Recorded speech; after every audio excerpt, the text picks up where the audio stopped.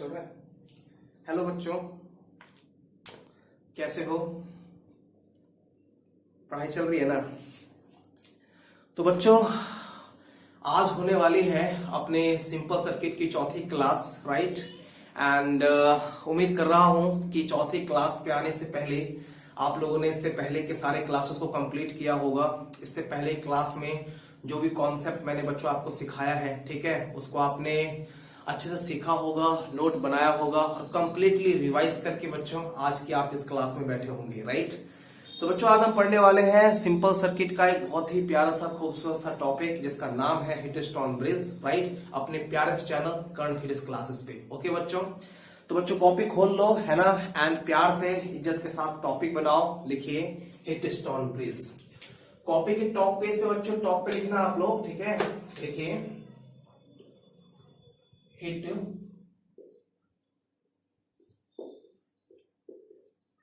Stone bridge, hit stone bridge. ठीक है बच्चों, हिंदी में क्या बोलेंगे इसको? इसको हम हिंदी में बोलेंगे हिट स्टोन सेतु, ठीक है? हिट स्टोन सेतु। तो बच्चों इसको लिखो, पढ़ना स्टार्ट करते हैं।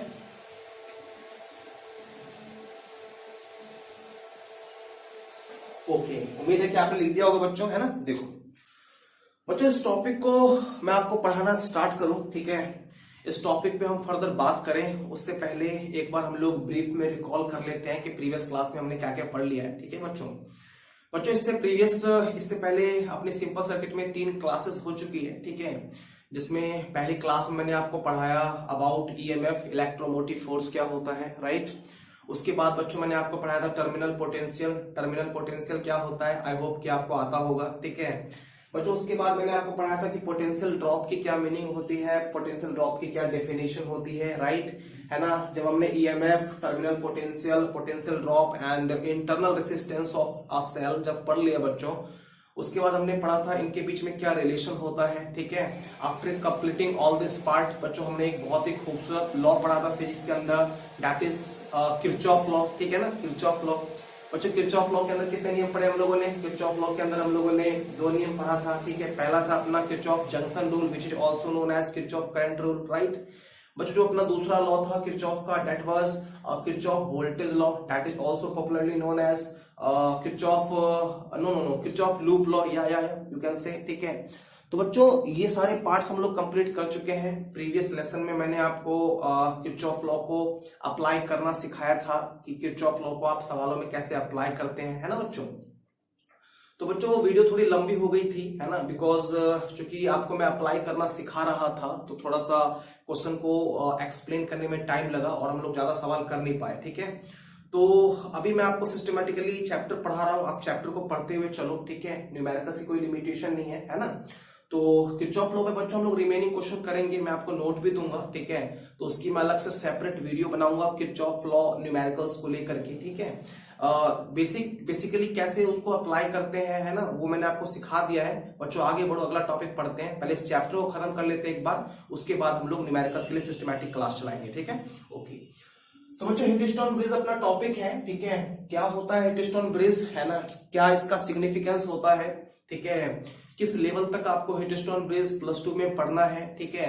आपके बोर्ड एग्जाम में इसकी क्या इंपॉर्टेंस है, आईआईटी जीमेंस, नेट एग्जाम और जितने भी कॉम्पिटिटिव एग्जाम होते हैं जिसमें फिजिक्स आती है, वहां पे हीटस्टोन ब्रिज का क्या रोल होता है, ये सारी बात बच्चों आज की क्लास में आपको समझ में आ जाएगा। ओके बच्चों, तो मेरी सजेशन है बच्चों आपको, मैं टॉपिक को स्टार्ट करूं, इसके बारे में आपसे बात करूं, है ना? मेरी सजेशन है आपसे कि आप लोग पूरे लेक्चर को ध्यान से सुनना, ठीक है? जब तक आप पूरे लेक्चर को बच्चों ध्यान से नहीं सुन लेते तो it is next to impossible कि आप लोग इस टॉपिक को अंडर कंट्रोल ला सको, ठीक है बच्चों?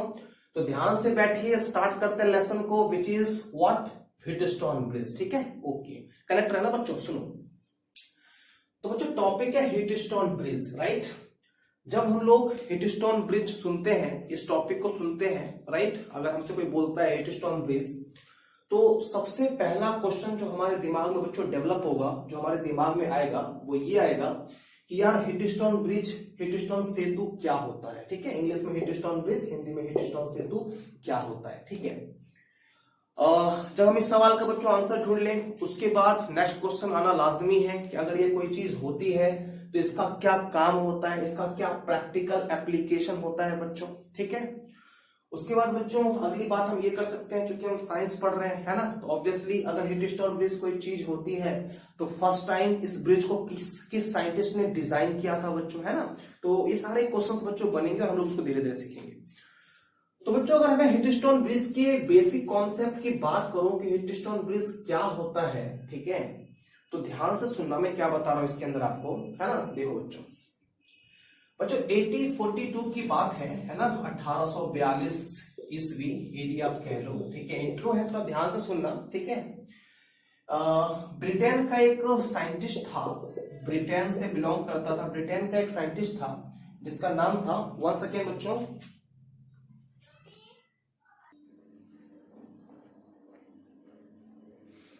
हाँ कहा थे बच्चों हम लोग, तो मैं आपको ये बता रहा था, लाइट कट गई थी बच्चों, है ना, आ गई है। हाँ, तो मैं आपको ये कह रहा था बच्चों कि 1842 में ब्रिटेन का एक साइंटिस्ट था, ठीक है, जिसका नाम था प्रोफेसर हीटस्टोन। ठीक है, जिसका नाम था प्रोफेसर हीटस्टोन, प्रोफेसर हीटस्टोन।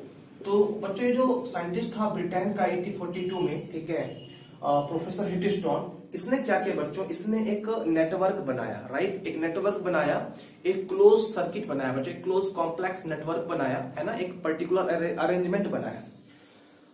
तो मैंने आपको भी बताया कि प्रोफेसर हीटस्टोन ने एक नेटवर्क बनाया, तो पॉइंट बच्चों ये होगा कि वो नेटवर्क कैसा था, राइट, एंड प्रोफेसर हीटस्टोन ने जो नेटवर्क बनाया उस नेटवर्क को उसने क्यों बनाया। ठीक है, तो बच्चों प्रोफेसर हीटस्टोन ने किसी भी अननोन रेसिस्टेंस, अननोन मतलब कोई कंडक्टर है अपने पास और उस कंडक्टर का क्या प्रतिरोध है ना, कोई कंडक्टर है, उस कंडक्टर का क्या प्रतिरोध है, उस प्रतिरोध के मान को ज्ञात करने के लिए बच्चों हीटस्टोन, प्रोफेसर हीटस्टोन ने एक सर्किट बनाया बच्चों, एक नेटवर्क बनाया, और जो कि प्रोफेसर हीटस्टोन ने उस नेटवर्क को बनाया था। क्यों बनाया था बच्चों, क्यों बनाया था प्रोफेसर हीटस्टोन ने नेटवर्क, क्यों बनाया था प्रोफेसर हीटस्टोन ने बच्चों नेटवर्क बनाया था, किसी अज्ञात प्रतिरोध के मान को ज्ञात करने के लिए। ठीक है, किसी अज्ञात प्रतिरोध के मान को ज्ञात करने के लिए प्रोफेसर हीटस्टोन ने, कहाँ के थे वो, ब्रिटेन के थे। कब बनाया था, 1842 से बनाया था।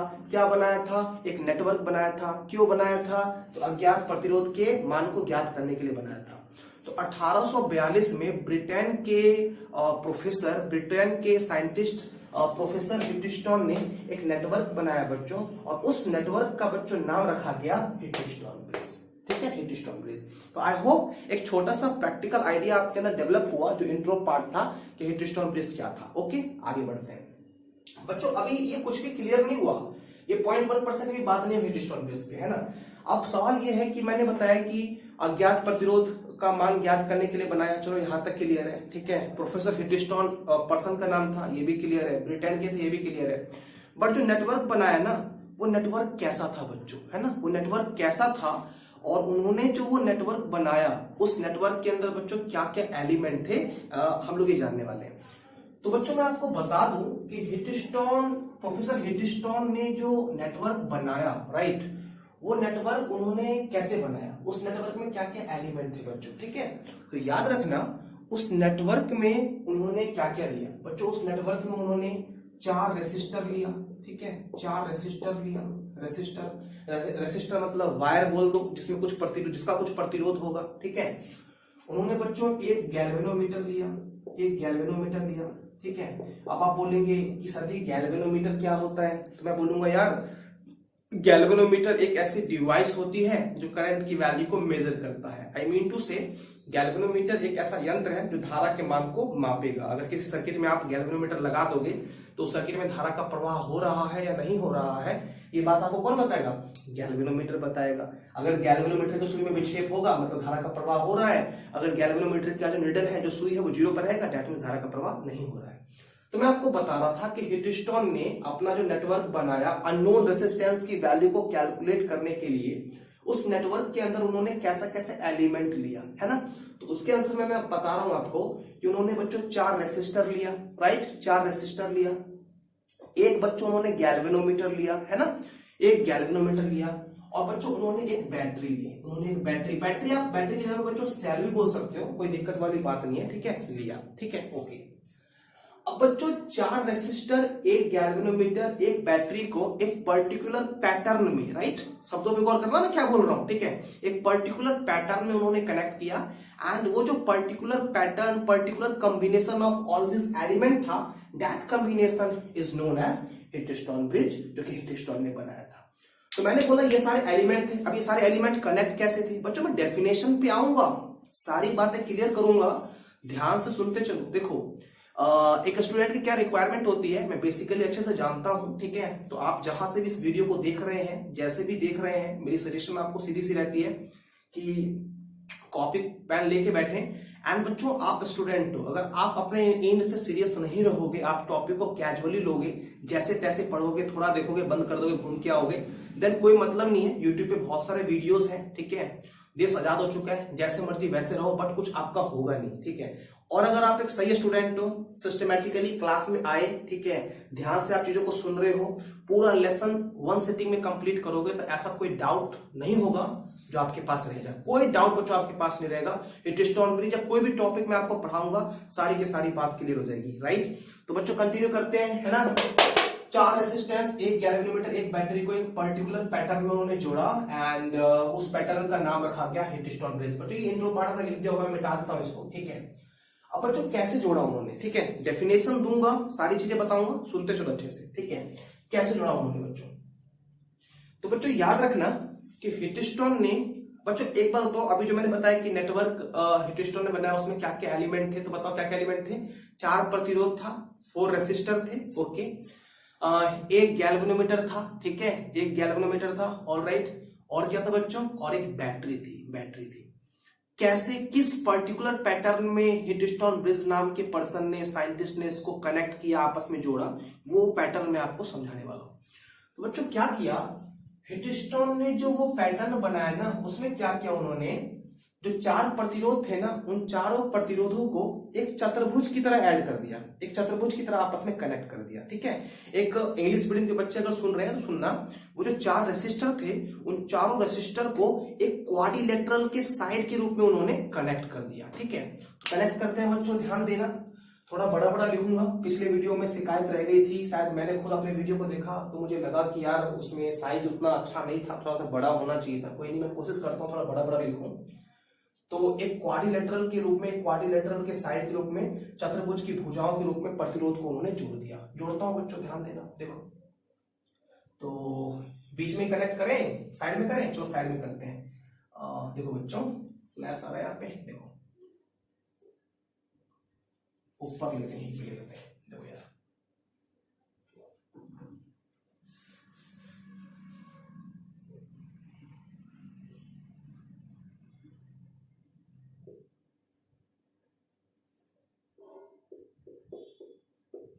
बच्चों एक आपको चतुर्भुज दिख रहा होगा, समवट लाइक काइट, है ना, पतंग की तरह, ये आपका एक चतुर्भुज है, ठीक है। अब क्या किया उन्होंने चतुर्भुज की भुजाओं में प्रतिरोधों को जोड़ दिया। तो ये बेसिकली रेसिस्टेंस थे जो कनेक्टेड थे बच्चों, ठीक है। एक रेसिस्टेंस ये हो गया, ठीक है बच्चों, एक रेसिस्टेंस बच्चों ये हो गया। कुल कितने रेसिस्टेंस थे बताओ वहां से बैठ करके, कुल 4 रेसिस्टेंस थे बच्चों, है ना, वेरी गुड। और 4 रेसिस्टेंस के बाद बच्चों और क्या था, आंसर क्या करो बैठ के वहां से, ऐसा नहीं चुपचाप वीडियो देखते रहा करो बच्चों, मैं कुछ पूछूंगा, आंसर वहां से करोगे तो फील आएगा अच्छा, और आप सही सीखोगे, ठीक है। 4 रेसिस्टेंस के बाद क्या था बच्चों, वेरी नाइस, एक गैल्वेनोमीटर था, और कुछ था क्या, जी हाँ, एक बैटरी था। तो उनको एक पर्टिकुलर पैटर्न में हिटस्टोन ब्रिज ने जोड़ दिया, और जो नेटवर्क तैयार हुआ, उस नेटवर्क का नाम क्या रखा उन्होंने, हिटस्टोन ब्रिज रखा। उसका काम क्या था, अज्ञात प्रतिरोध के मान को ज्ञात करना, वेरी गुड। तो 4 प्रतिरोध को बच्चों उन्होंने इस प्रकार से क्वाड्रिलेटरल के भुजा के रूप में जोड़ दिया, ठीक है। अब बच्चों जब ये चतुर्भुज बनेगा ना, तो इसमें 2 विकर्ण होगा बच्चों, 2 डायगोनल होगा क्वाड्रिलेटरल का। एक विकर्ण जानते हो, कोना कोना मिलाने से बनता है। एक विकर्ण आपका ये होगा, राइट, और एक विकर्ण आपका ये होगा। तो उन्होंने क्या किया, 2 विकर्ण था, तो उन्होंने एक विकर्ण में एक गैल्वेनोमीटर जोड़ दिया, क्लियर है, एक विकर्ण में एक गैल्वेनोमीटर जोड़ दिया। तो उन्होंने क्या किया, किसी भी एक विकर्ण में एक गैल्वेनोमीटर जोड़ दिया, तो I will connect a galvanometer which which is used to measure the intensity of electric current in a circuit। मैंने उसको बच्चों कनेक्ट कर दिया, ठीक है। ये अपना गैल्वेनोमीटर है, गैल्वेनोमीटर है बच्चों। गैल्वेनोमीटर को मैंने इनसाइड से कनेक्ट किया है ना, विकर्ण जहां पे है वहां पे, ठीक है। तो जो दूसरा विकर्ण तो आपका ऐसे होगा ना, दूसरा विकर्ण ऐसे होगा। तो 4 प्रतिरोध एक गैल्वेनोमीटर, 4 प्रतिरोध चतुर्भुज की भुजाओं के रूप में एक पर्टिकुलर पैटर्न में कैसे हीटस्टोन ने जोड़ा, आपको दिख रहा है बोर्ड पे, इस प्रकार से जोड़ दिया चतुर्भुज की भुजाओं के रूप में। गैल्वेनोमीटर को कहां जोड़ा, तो गैल्वेनोमीटर को चतुर्भुज के एक विकर्ण में कनेक्ट कर दिया। अब क्या बचा बच्चों, एक बैटरी बच गई। Very good. बैटरी बच्चों कहां कनेक्ट होगा, तो दूसरे विकर्ण में उसने बैटरी को जोड़ा, बट अंदर से नहीं, बाहर से। कहने का सेंस बच्चों कैसे, तो यहां से तार निकलेगा, वायर निकलेगा, and this complete structure and combination is connected through a cell और यू कैन से बैटरी। कोई दिक्कत वाली बात नहीं है बच्चों, ठीक है। तो हीटस्टोन ने 4 रेसिस्टेंस, एक गैल्वेनोमीटर, एक बैटरी, या बैटरी की जगह पे सेल भी ले सकते हो, कोई बड़ा इश्यू नहीं है। कोई एक निश्चित पैटर्न में कैसे जोड़ रखा है आपको दिख रहा है। तो बच्चों ये जो नेटवर्क तैयार हुआ ना, ये नेटवर्क तैयार हुआ, इसी नेटवर्क को हम बोलते हैं हीटस्टोन ब्रिज। क्लियर है।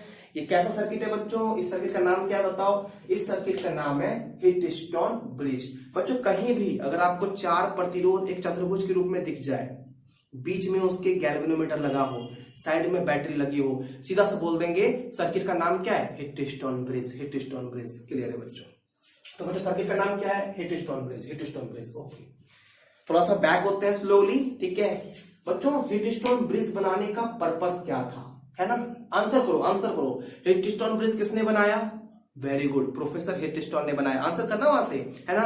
कहां के थे प्रोफेसर हीटस्टोन, ब्रिटेन के थे। Very good. कब बनाया बच्चों, 1842 में, 1842 में बनाया।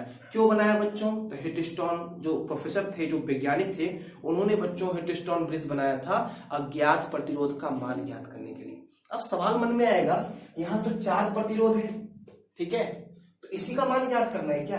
तो बच्चों याद रखना, 4 प्रतिरोध होते हैं, जिसमें से किसी भी 3 प्रतिरोध की वैल्यू गिवन होती है। Once again I am repeating this point, ठीक है, listen to me very carefully. मैंने क्या बोला, 4 प्रतिरोध होते हैं, ठीक है। कैसे कनेक्ट होते हैं, एक चतुर्भुज की भुजाओं के रूप में, है ना। 4 प्रतिरोध होते हैं, और हीटस्टोन ब्रिज क्यों बनाया गया था, अज्ञात प्रतिरोध का मान निकालने के लिए। तो बच्चों 4 प्रतिरोध होते हैं, जिसमें से 3 प्रतिरोध का मान दिया रहता है, और एक अज्ञात होता है, उसी अज्ञात का मान हमको निकालना रहेगा। क्लियर है। 4 प्रतिरोध में हो सकता है बच्चों इसका मान गिवन रहे, ये अननोन रहे, तो हम इसको निकालेंगे। तो इन चारों में से किसी भी 3 का मान गिवन रहेगा, एक का मान निकालना रहेगा। तो बच्चों सर्किट क्या है, इस सर्किट का नाम क्या है, इस सर्किट का नाम हो गया हीटस्टोन ब्रिज। क्लियर है बच्चों, हीटस्टोन ब्रिज। तो बच्चों इस टॉपिक पर मैं आगे चलूं, ठीक है, उससे पहले थोड़ा सा इसके बारे में इंट्रो लिख लेते हैं, इसकी डेफिनेशन लिख लेते हैं, उसके बाद बच्चों हम फर्दर बात करेंगे। आपने कॉपी पे लिख दिया होगा हीटस्टोन सेतु, ठीक है। आप क्या करो बच्चों, उसके साइड में एक एरो दे दो ऐसे करके, ठीक है, एक एरो दे दो, और एरो देखिए बच्चों आप लोग लिखो, मैं लिखवाता हूं यहां से, है ना, आप लोग लिख लो। लिखिए, ब्रिटेन के वैज्ञानिक प्रोफेसर हीटस्टोन ने, ठीक है, लिख लो, मैं एक बार बोल देता हूं, ज्यादा लंबा नहीं करूंगा। ब्रिटेन के वैज्ञानिक प्रोफेसर हीटस्टोन ने अज्ञात प्रतिरोध के मान को ज्ञात करने के लिए, राइट, अज्ञात प्रतिरोध के मान को ज्ञात करने के लिए 4 प्रतिरोध, एक गैल्वेनोमीटर तथा बैटरी की सहायता से, है ना, ऐसे लिखना, 4 प्रतिरोध, एक गैल्वेनोमीटर तथा बैटरी को एक विशेष पैटर्न में, एक विशेष पैटर्न में आपस में जोड़कर एक परिपथ का निर्माण किया, जिसे हीटस्टोन सेतु कहा जाता है, क्लियर है बच्चों। अब दोबारा नहीं बोलूंगा, डाउट हल्का पीछे करके सुन लेना, है ना, कोई दिक्कत नहीं होगी। तो हीटस्टोन सेतु कहा जाता है, ये आपने बच्चों लिख दिया होगा, फाइन। अब बच्चों हीटस्टोन सेतु कहा जाता है, ये आपने शॉर्ट में लिख दिया। अब अगर हीटस्टोन ब्रिज की बेसिक, इसकी अपनी डेफिनेशन की बात करूं, एग्जाम में अगर क्वेश्चन आता है कि हीटस्टोन सेतु, हीटस्टोन ब्रिज क्या होता है, तो आप कैसे डिफाइन करोगे। डेफिनेशन बच्चों मैं यहाँ साइड में ऊपर में लिख देता हूँ, ऑफकोर्स दिख रहा होगा आपको, है ना, ऊपर लिख देता हूँ। तो लिखता हूं मैं यहाँ पे हीटस्टोन ब्रिज की, यहाँ पे स्टार मारेंगे अपन, एंड लिखेंगे डेफिनेशन ऑफ हीटस्टोन ब्रिज। कोई भी इंग्लिश मीडियम का बच्चा अगर इस वीडियो को देख रहा है ना, तो बेटा घबराने का नहीं, एक्सप्लेनेशन को गौर से सुनो। ऐसा हो नहीं सकता कि तुम्हें समझना है तुम्हारे काम की चीजें यहाँ पे ना हो, है ना। हर एक चीज आपके काम की है। हिंदी मीडियम का बच्चा देख रहा है, हर एक चीज आपके काम की है। Basically end of the day you have to control, you have to command over Wheatstone bridge. ये बच्चों याद रखना आप लोग। तो डेफिनेशन ऑफ हिटस्टोन ब्रिज, ठीक है, ये लिख दिया हमने। इसमें बच्चों आप लोग डेफिनेशन लिखना, मैं लिख रहा हूं, लिखो। 4 प्रतिरोध हो, 4 प्रतिरोध हो, ठीक है, 4 प्रतिरोध हो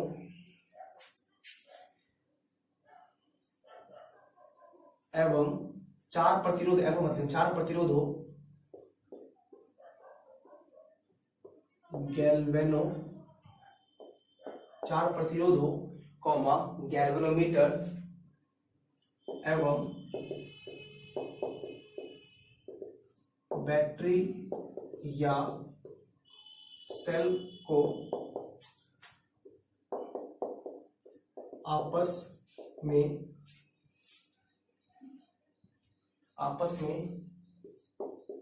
एक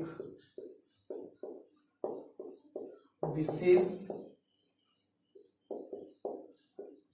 पैटर्न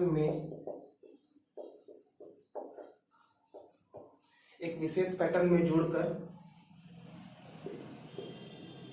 एक विशेष पैटर्न में जोड़ने से प्राप्त परिपथ को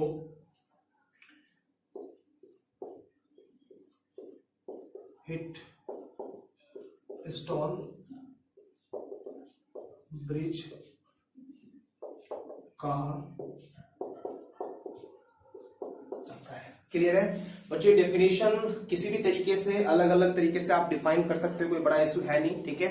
कॉन्सेप्ट है, आप कैसे भी डिफाइन करो। मैंने यहां पे ऐसे कर दिया है, आप लिख लेना। 4 प्रतिरोध हो गैल्वेनोमीटर एवं बैटरी या सेल को आपस में एक विशेष पैटर्न में जोड़ने से प्राप्त परिपथ को हिटस्टोन ब्रिज कहा जाता है। क्लियर है बच्चों। तो this is the definition of हिटस्टोन bridge. हिटस्टोन bridge क्या होता है, इसका क्या काम होता है, किसने बनाया था, क्यों बनाया था, ये सारी बात बच्चों आप लोग समझ चुके हो। अब हम बढ़ते हैं काम की बात पर। अब हम सीखते हैं हिटस्टोन ब्रिज का बेसिक फंडा कि हिटस्टोन ब्रिज क्यों बनाया गया था, राइट, एंड क्या कॉन्सेप्ट होता है इसका बच्चों, वो हम समझेंगे। तो मिटा देते हैं इसको, ठीक है। देखो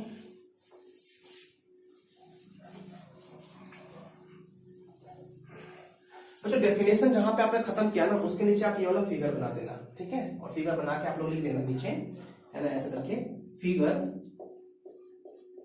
हिटस्टोन ब्रिज। कोई भी बच्चा हमसे कनेक्ट हो सकता है यूट्यूब पर, ठीक है। हर एक बच्चे के लिए हम फ्री है, पूरी मोहब्बत के साथ, है ना। चाहे मैं उसको हर एक बच्चे के लिए हम फ्री है, ठीक है। कोई भी बच्चा हमसे कनेक्ट हो सकता है, पढ़ सकता है ध्यान से। बट बच्चों, है ना, पॉइंट ये है कि जो भी चीजें मैं पढ़ाता हूं उसको ध्यान से सीखो एंड उसको काम में लेके आओ। देन आफ्टर मैं जो यहाँ पे मेहनत कर रहा हूं वो सफल होगा, आप जो वहां से मेहनत कर रहे हो वो सफल होगा।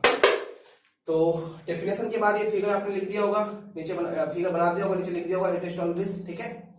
ओके, आगे बढ़े बच्चों, बढ़ते हैं, ठीक है। ध्यान दो, देखिए बच्चों अब जब हम यहाँ पे हिटस्टोन ब्रिज की स्टडी करेंगे ना, ठीक है। अब यहां से मेन काम की बात होगी, तो आप लोग थोड़ा ध्यान से सुनना बच्चों। यहां से अब जो हम हिटस्टोन ब्रिज की स्टडी करेंगे, ठीक है, तो मैं आपको बता दूं कि हिटस्टोन ब्रिज की जो स्टडी की जाती है वो 2 स्टेजेस में की जाती है, ठीक है। 2 अवस्थाओं में की जाती है, 2 अवस्थाओं में की जाती है बच्चों। 2 अवस्थाओं में की जाती है, तो उन दोनों अवस्थाओं का नाम क्या होता है बच्चों। पहली अवस्था का नाम होता है संतुलन की अवस्था, when हिटस्टोन bridge in balance condition, ठीक है, बैलेंस स्टेज। और बच्चों दूसरी अवस्था का नाम होता है असंतुलन की अवस्था, असंतुलन की अवस्था। आई रिपीट, ध्यान से सुनो, मैंने बोला हिटस्टोन ब्रिज की जो स्टडी है वो 2 स्टेजेस में की जाती है, 2 अवस्थाओं में की जाती है। आई मीन टू से हिटस्टोन ब्रिज की बच्चों 2 कंडीशन होती है, 2 कंडीशन होती है। उन कंडीशन का नाम क्या है बच्चों। पहली कंडीशन का नाम होता है balance condition of हिटस्टोन bridge, right, balance condition of हिटस्टोन bridge के संतुलन की अवस्था, ठीक है बच्चों। ये पहला कंडीशन हो गया। दूसरी कंडीशन का नाम होता है non balance condition of Wheatstone bridge. Non balance condition of Wheatstone bridge, I mean to say that असंतुलन की, हिटिस्टोन ब्रिज के असंतुलन की अवस्था। क्लियर है बच्चों? बच्चों आपको इन दोनों अवस्थाओं में कौन सी अवस्था पढ़नी है, कौन सा आपके बोर्ड एग्जाम के लिए इंपॉर्टेंट है, तो मैं आपको क्लियरली बता दूं कि आपके बोर्ड एग्जाम के लिए बैलेंस केस इंपॉर्टेंट है। आपके बोर्ड एग्जाम में अगर ये सवाल आता है तो बैलेंस कंडीशन पर आएगा। Balance condition of Wheatstone bridge, ये आपको कंप्लीटली स्टडी करना है, इसी पे आपके बोर्ड एग्जाम में सवाल आएगा या फिर न्यूमेरिकल्स व्हाटएवर जो भी आना होगा आएगा। ठीक है, तो क्या हम यहाँ पे बैलेंस कंडीशन को स्टडी करें और नॉन बैलेंस कंडीशन को छोड़ दें क्या? बिल्कुल नहीं बच्चों, है ना। मैं आपको non balance condition of bridge भी पढ़ाऊंगा। तो आज के क्लास में विच इज एग्जाम ओरिएंटेड, मैं आपको पढ़ाऊंगा balance condition of Wheatstone bridge. अगली क्लास में हम लोग पढ़ेंगे क्या, non balance condition of Wheatstone bridge. Clear है बच्चों? तो चलिए पढ़ते हैं हम लोग balance condition of Wheatstone bridge, then after जो भी चीजें होगी करेंगे। ठीक है, तो हिटिस्टोन ब्रिज के संतुलन की अवस्था क्या होती है, ठीक है, इस पे बात करने वाले हैं। तो डेफिनेशन आपने लिख दिया, फिगर आपने बना दिया। अब बच्चों फिगर जब बन जाएगा ना, उसके नीचे आप लोग स्टार मार के लिखेंगे, स्टार मार के लिखेंगे बच्चों। ठीक है, क्या चीज? हिटिस्टोन सेतु के संतुलन की अवस्था। हिटिस्टोन सेतु के संतुलन की अवस्था क्लियरली दिख रहा है हमारे बच्चों को? हाँ जी, हिटिस्टोन सेतु के संतुलन की अवस्था। हिंदी में इसको लिख दिया मैंने, इंग्लिश में लिखेंगे balance condition of Wheatstone bridge if you really want it, है ना। Balance condition of Wheatstone bridge, संतुलन की अवस्था। ठीक है बच्चों, एक असंतुलन की अवस्था भी होती है बट वो हम लोग कल पढ़ेंगे। क्लियर है? हिटिस्टोन सेतु के संतुलन की अवस्था। तो बच्चों दो कंडीशन होता है, balance condition, non balance condition, ये हमने जान लिया, जिसमें हम पहले बैलेंस करने वाले हैं। तो हमने लिख दिया balance condition of Wheatstone bridge, संतुलन की अवस्था। अब ये अवस्था क्या होती है बच्चों, इसके बारे में स्टडी करते हैं। ध्यान से सुनना, बड़े ध्यान से सुनना, टॉपिक इज वेरी इंपॉर्टेंट। हिटिस्टोन सेतु के संतुलन की अवस्था, ठीक है, balance condition of Wheatstone bridge क्या होता है। ठीक है, तो सुनो बच्चों, देखो जब बच्चों आपको पता है कि यहाँ पे प्लग रहेगा, है ना, सर्किट में प्लग तो होता ही है ना, प्लग तो होता ही है। आपको पता है कि जब मैं प्लग ऑफ कर दूंगा, ठीक है, प्लग बंद करूंगा तो लाइट चली जाएगी। ठीक है, तो जब मैं यहाँ पे प्लग ऑन करूंगा, ठीक है, तो प्लग को ऑन करने से यहाँ से बच्चों आपको पता है ये प्लस टर्मिनल है, ये माइनस है, तो यहाँ से कुछ ना कुछ करंट का फ्लो स्टार्ट होगा। And let's suppose that amount of current which flows in circuit is I. Clear है? ओके, आई करंट का फ्लो होगा। तो बच्चों ये आई करंट इस वाले पॉइंट पर आएगी, और यहां से आपको पता है दो रास्ते मिलेंगे, डिस्ट्रीब्यूट हो जाएगी, है ना, दो भागों में डिस्ट्रीब्यूट हो जाएगी। बच्चों संतुलन की अवस्था का मतलब क्या होता है? ठीक है, हम कैसे पहचानेंगे कि हमारा जो ये हिटिस्टोन ब्रिज है ये अभी बैलेंस कंडीशन में है, और ऐसी क्या चीजें होंगी कि हम अपने हिटिस्टोन ब्रिज को नॉन बैलेंस कंडीशन में बोलेंगे बच्चों। अभी हम लोग बैलेंस कंडीशन, संतुलन की अवस्था देख रहे हैं, तो कैसे पहचाने कि अपना जो ब्रिज है ना वो संतुलन की अवस्था में है। तो बच्चों इसका सीधा सा लॉजिक है, ध्यान देना मैं क्या बता रहा हूं आपको। बच्चों जब, याद रखना, जब आपके हिटिस्टोन ब्रिज की सर्किट में धारा बहे, सर्किट के डिफरेंट आर्म में धारा बहे, सही बात है, लेकिन जब आपके गैल्वेनोमीटर वाले आर्म में, मैं इसका अगर नामांकन करूं ए बी सी डी, ठीक है, तो जब गैल्वेनोमीटर वाले आर्म में, गैल्वेनोमीटर वाले आर्म का मतलब वह भुजा जिसमें गैल्वेनोमीटर कनेक्टेड, गैल्वेनोमीटर तो बच्चों विकर्ण में कनेक्ट है, क्या नाम है उसका? बीडी। बहुत सारे एलिमेंट है, ए बी जिसमें एक रेसिस्टेंस है, ए डी जिसमें एक रेसिस्टेंस है। तो मैं क्या बोल रहा हूं, है ना, हम कैसे पहचाने कि अपना ब्रिज संतुलन की अवस्था में है, अपना ब्रिज बैलेंस कंडीशन में है? तो याद रखना, जब बच्चों ब्रिज के, जब हिटिस्टोन सेतु के गैल्वेनोमीटर वाले आर्म में किसी प्रकार के कोई भी धारा का प्रभाव बच्चों नहीं होता है ना, when there is no any electric current conduct through this galvanometer arm, जब यहां ब्रिज में गैल्वेनोमीटर वाले आर्म में कोई भी धारा का प्रवाह नहीं होता है, इससे बहने वाली धारा का मान 0 होता है, अर्थात धारा का प्रवाह नहीं होता है। तो इस स्थिति में बच्चों ब्रिज को कहा जाता है कि अभी ब्रिज संतुलन की अवस्था में है। क्लियर है? बच्चों अगर हम इसको एक और तरीके से बोलना चाहें तो क्या बोल सकते हैं, जैसे आपको पता है बच्चों कि करंट का जो फ्लो होता है ना वो होता है from high potential to low potential. I mean to say अगर इस वायर में करंट का फ्लो बच्चों ऐसा हो रहा है मतलब उधर जा रहा है तो फ्रॉम हाई टू लो जा रहा होगा। आई मीन टू से अगर इसका पोटेंशियल 5 वोल्ट है तो क्या इसका 7 वोल्ट होना चाहिए? बिल्कुल नहीं बच्चों यार, वहां पे हाई हो जाएगा तो कैसे होगा, हाई इधर होना चाहिए, लो तभी तो करंट उधर जाएगी ना, तो उधर होना चाहिए 3 वोल्ट। अब चलेगा है ना, 5 वोल्ट इधर हाई है, इधर 3 वोल्ट लो है, सो करंट कैन कंडक्ट, ठीक है, करंट का फ्लो हो सकता है। Very nice. तो बच्चों लेकिन अगर मैं ये बोल दूं कि यहाँ 5 वोल्ट और यहाँ भी 5 वोल्ट दोनों बराबर है तो बच्चों बताओ अब क्या यहाँ पे धारा का प्रवाह होगा? नहीं होगा बच्चों, क्योंकि अभी यहाँ पे विभव का अंतर नहीं है ना, दोनों पोटेंशियल समान है। जब दो इन समान पोटेंशियल पर होता है तो उनके बीच में धारा का प्रवाह नहीं होता है। धारा का प्रवाह होने के लिए एक होना चाहिए हाई पर, एक होना चाहिए लो पर, एक का मान ज्यादा एक का मान कम, अगर इक्वल होगा तो धारा का प्रवाह नहीं होगा। ठीक है, तो मैंने क्या बोला कि हीटस्टोन सेतु संतुलन की अवस्था में है, इसकी क्या पहचान है? तो आप बोलेंगे कि यार हीटस्टोन ब्रिज के बैलेंस कंडीशन की ये पहचान है कि जब अपना हीटस्टोन ब्रिज जो है उसके गैल्वेनोमीटर वाले आर्म में किसी भी प्रकार की कोई धारा का प्रवाह नहीं होगा, गैल्वेनोमीटर वाले भाग में है ना धारा का मान शून्य होगा। बच्चों कैसे पता चलेगा? तो गैल्वेनोमीटर की जो सुई है ना उसका कांटा शून्य पर रहेगा, उसका कांटा डेविएट नहीं होगा, डिफ्लेक्ट नहीं होगा, राइट।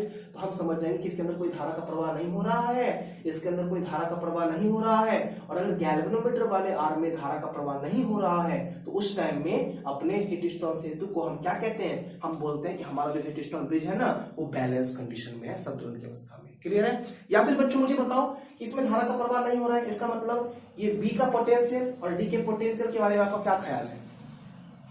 What is your ख्याल about the potential of point B and point D? बच्चों मुझे बताओ अगर इसका पोटेंशियल रहता 8 वोल्ट, इसका रहता 6 वोल्ट तो धारा का प्रवाह हो जाता, बिकॉज ये हाई पर था ये लो पर था। बट मैंने क्या बोला? धारा का प्रवाह नहीं होता है बैलेंस कंडीशन में, इसका मतलब इन दोनों ही पॉइंट का जो पोटेंशियल होता है वो सेम होता है। I mean to say if potential of this point is 8 volt then definitely potential of point D should be 8 volt. Potential of both points should be same, then current का कोई flow नहीं होगा। तो दूसरे condition में हम कैसे हो सकते हैं कि गैल्वेनोमीटर के अक्रॉस विभवांतर कितना होगा, जो विभव का अंतर कितना होगा? 0। तो हीटस्टोन ब्रिज के संतुलन की अवस्था क्या पहचान है? जब गैल्वेनोमीटर वाले आर्म के दोनों सिरों के बीच का विभवांतर शून्य होता है तो हम बोल देंगे कि अपना हीटस्टोन ब्रिज संतुलन की अवस्था में है। या फिर दूसरी भाषा में बच्चों हम बोल सकते हैं कि जब गैल्वेनोमीटर वाले आर्म में किसी प्रकार की कोई धारा का प्रवाह नहीं होता है तो इस अवस्था में जो अपना हीटस्टोन ब्रिज है वो बैलेंस कहलाता है। तो उम्मीद कर रहा हूं इन बातों के बाद आप लोगों को ये समझ में आ गया है कि हीटस्टोन ब्रिज की दो अवस्थाएं होती है, एक होती है संतुलन की अवस्था, एक होती है असंतुलन की अवस्था, balance condition of Wheatstone bridge, non balance condition of Wheatstone bridge, है ना। मैंने अभी आपको समझाया कि हीटस्टोन ब्रिज के बैलेंस कंडीशन क्या होती है, संतुलन की अवस्था क्या होती है, और वो आप लोग समझ गए होंगे। क्लियर है बच्चों? Very nice. आंसर करो बच्चों, आंसर करो। ठीक है, थोड़ा रिवाइज करते हैं, आंसर करो। हीटस्टोन ब्रिज किसने बनाया? प्रोफेसर हीटस्टोन ने बनाया। कहां के थे? दरभंगा के, पटना के, गुजरात के? नहीं यार, कितना मजाक कर रहा हूं मैं, ब्रिटेन के थे, ब्रिटेन के। ठीक है, ब्रिटेन के थे। वेरी गुड बच्चों। हीटस्टोन ब्रिज ने, प्रोफेसर हीटस्टोन ने जो हीटस्टोन ब्रिज बनाया, क्यों बनाया? यस, क्यों बनाया? हमारी हाइट मेजर करने के लिए? नो। तुम्हारी हाइट मेजर करने के लिए? नो। बच्चों प्रोफेसर हीटस्टोन ने जो हीटस्टोन बनाया वो किसी वायर के, किसी रेसिस्टर के रेसिस्टेंस को मेजर करने के लिए, प्रतिरोध के मान को निकालने के लिए। क्लियर है बच्चों? ओके बच्चों, कितने एलिमेंट थे उसमें? 4 रेसिस्टेंस, एक गैल्वेनोमीटर, एक बैटरी। क्लियर है? कैसे कनेक्ट किया? ऐसे कनेक्ट किया, बोर्ड पे आपको दिख रहा है। कितनी अवस्थाएं होती है इसकी? दो अवस्थाएं होती है। एक होता है बैलेंस कंडीशन ऑफ ब्रिज, एक होता है non balance condition of bridge. Balance condition क्या होता है बच्चों? तो जब किसी जब किसी ब्रिज के गैल्वेनोमीटर वाले आर्म में बहने वाली धारा शून्य होती है, अर्थात गैल्वेनोमीटर वाले आर्म में किसी प्रकार की कोई धारा का प्रवाह नहीं होता है, तो उस स्थिति में ब्रिज को बैलेंस कंडीशन में, संतुलन में कहा जाता है। क्लियर है बच्चों? Very good. तो बच्चों आपने एक काम करना है ना, यहाँ पे आपने हीटस्टोन सेतु के संतुलन की अवस्था आपने लिख दिया होगा। ठीक है, अब इसमें आप लोग संतुलन की अवस्था लिख के हाइफन दे देना। ठीक है, हाइफन दे देना, और हाइफन दे के बच्चों इसके बाद क्या लिखोगे वो मैं यहाँ पे लिख रहा हूं, है ना। हीट ब्रिज के संतुलन की अवस्था देखिए आप हाइफन दे दोगे, उसके बाद आप लिखना कंटिन्यू करोगे, तो वो आगे लिखना, मैं यहाँ पे लिख देता हूं, आप उतारो, ठीक है। देखिए जब, लिख लो भैया लिख लो, हीटस्टोन, ठीक है, जब हीटस्टोन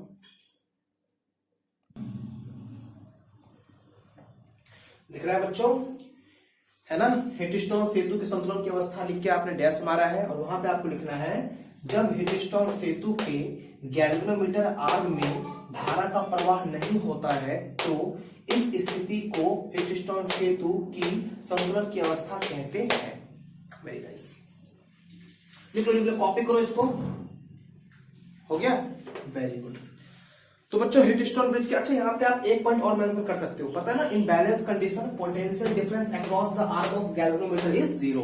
विभवांतर इनके बीच का क्या होता है, जीरो होता है। इसको मेंशन करोगे, कर दो मेंशन यार, यहाँ पे डेफिनेशन आपने लिख दिया होगा, ठीक है, यहाँ नीचे दिख रहा है, ठीक है। हाँ, आप लोग यहाँ पे आपने हीटस्टोन ब्रिज फिगर बना लिया होगा, ठीक है, तो मैं इसको मिटाता हूँ, यहाँ आप नोट लिख देना, ठीक है, नोट में, ठीक है, कि इन बैलेंस कंडीशन, इन बैलेंस्ड कंडीशन, यहां लिखते हैं ना इसको, यहां साइड में लिखते हैं, देखो आप लोग, इन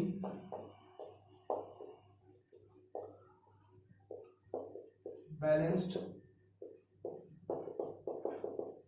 कंडीशन ऑफ ब्रिज, डेल्टा भी, है ना, डेल्टा यहां पे नाम दे दो, डेल्टा भी मतलब बच्चों क्या, विभवांतर अक्रॉस किसके, बीडी ना, डेल्टा भी अक्रॉस बीडी कितना हो जाएगा बच्चों, जीरो हो जाएगा, ठीक है। इसको नोट में लिख देना बच्चों, ठीक है, वेरी गुड।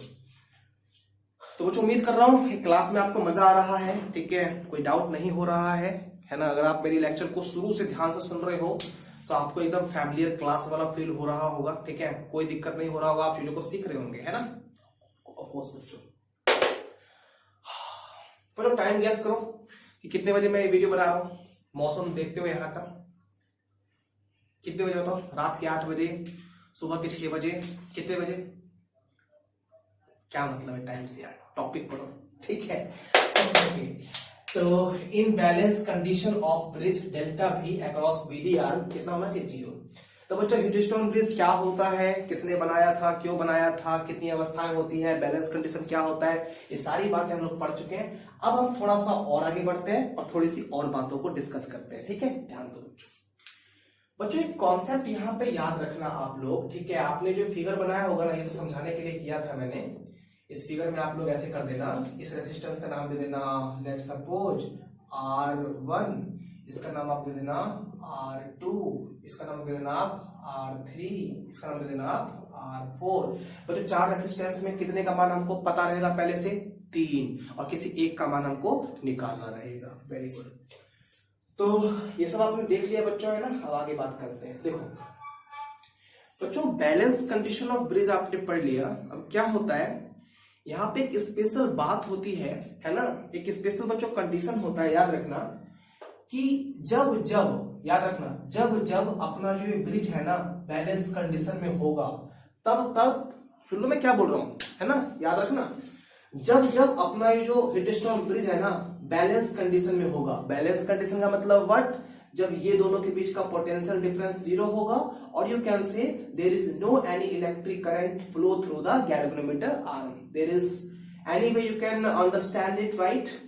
तो मैं ये कह रहा हूं कि जब जब अपना हीटस्टोन ब्रिज, जब जब अपना हीटस्टोन ब्रिज बैलेंस कंडीशन में होगा, तब आपको यहां पे रेसिस्टेंस के बीच में एक स्पेशल रिलेशन दिखेगा बच्चों।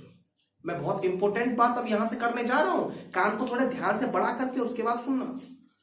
मैंने बोला जब जब अपना हीटस्टोन ब्रिज बैलेंस कंडीशन में होगा, बैलेंस कंडीशन की पहचान क्या है, गैल्वेनोमीटर की सुई में कोई विक्षेप नहीं होगा, मतलब कोई धारा का प्रवाह नहीं हो रहा होगा बच्चों।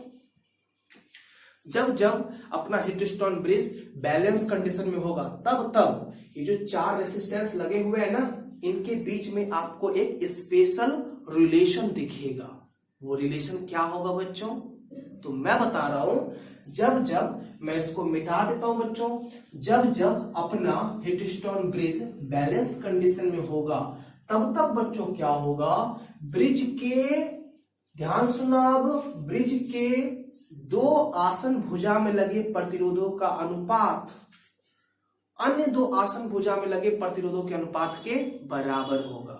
आसन भुजा समझते हो बच्चों? आसन भुजा का मतलब होता है एक ही सिर से निकलने वाली भुजाएं। काट लो, जिसको नहीं आता वो देख लो यहाँ पे, है ना। मुझे बताओ कि क्या ये और ये आसन भुजा है? नहीं, क्योंकि एक ही सिर से नहीं निकल रहा है। सिर सीए रहा ना, सिर सीए रहा, तो ये और ये आसन भुजा है। जी हाँ, ये और ये आसन भुजा है। सिर सीए रहा, क्या ये और ये आसन भुजा है? यस सर, ये और ये आसन भुजा, adjacent side basically you can से, राइट, ओके।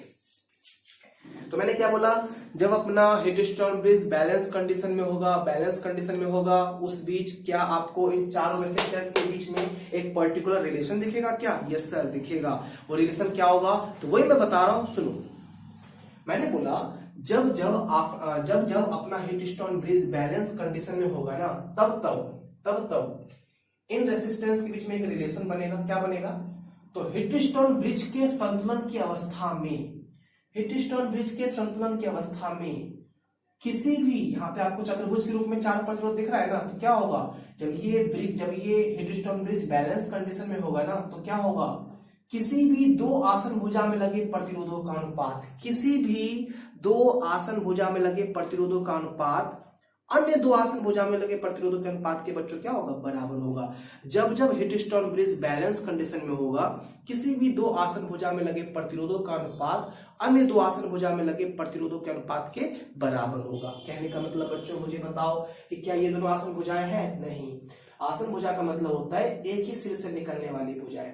तो क्या ये दोनों आसन भुजाएं हैं? Yes sir. तो इन दोनों प्रतिरोधों का जो अनुपात होगा, ये दोनों भी तो आसन भुजाएं हैं, इन दोनों प्रतिरोधों के अनुपात के बराबर होगा।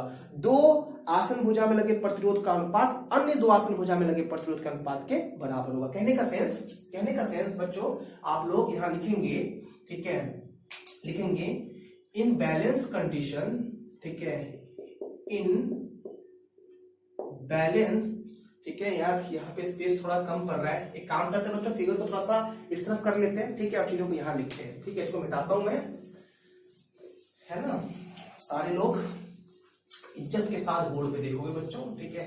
उम्मीद करूंगा कि आपको चीजें समझ में आ रही है एंड आपको कोई डाउट नहीं हो रहा है बच्चों, ठीक है, because you all are awesome type of guys एंड कोई दिक्कत नहीं है आपको।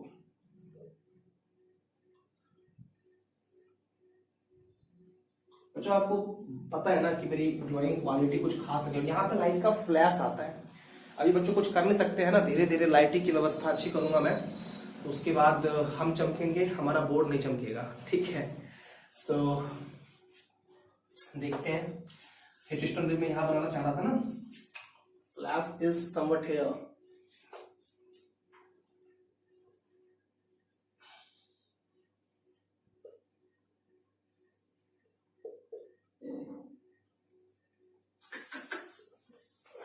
एक मिनट,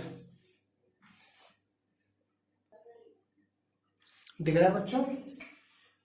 यहां पर लिख देते हैं, नाम क्या देते हैं मैंने इसका, ए, बड़ा बड़ा देते हैं ना, बड़ा बड़ा। उम्मीद करो बच्चों क्लियरली डिस्टिंक्टली आपको दिख रहा होगा, ए बी सी और दिस इज डी, यही था ना पहले भी, ओके। तो मैं क्या बात कर रहा था बच्चों, मैं आपको ये बोल रहा था कि सर्किट जब ये जो अपना हिटस्टोन ब्रिज है, जब ये बैलेंस कंडीशन में होता है, बैलेंस कंडीशन में होता है, अच्छा बैलेंस कंडीशन में कब होता है, when there is no any electric current flow through this galvanometer arm.